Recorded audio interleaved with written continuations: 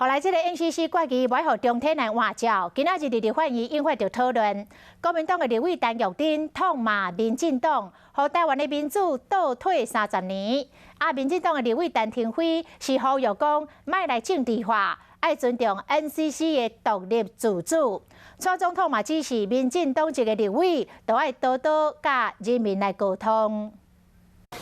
中天换牌照失败已经是事实，外界估计说来王中集团会拍官司，那这个立委对 NCC 的决定立场完全无同。民党政府让台湾的民主倒退30年了非常的，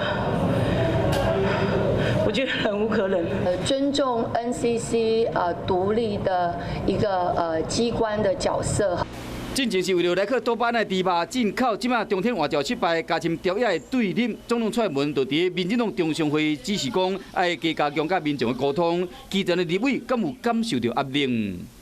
民进党是执政党啊，所以 NCC 即使是独立机关、独立行使职权，然后公开行使职权，那这个执政党会背相当的政治上面的责任。 那呢，未来52台应该由什么人来接手？针对 NCC 的主委陈耀祥公开推荐公共集团，那这个立委嘛无共款的看法。各个派系都希望把这个中天打掉，实际上是要争夺这一块大饼嘛。那 NCC 主委已经把这个应该是他老板的话说出来了。不管是他支持蓝营或绿营，都认为给公广集团在新闻频道里面有一个空间，是一个最好的选择。中天新闻的执照12月份到期了后就会消失，不过这场换照风波恐惊无遐简单就算。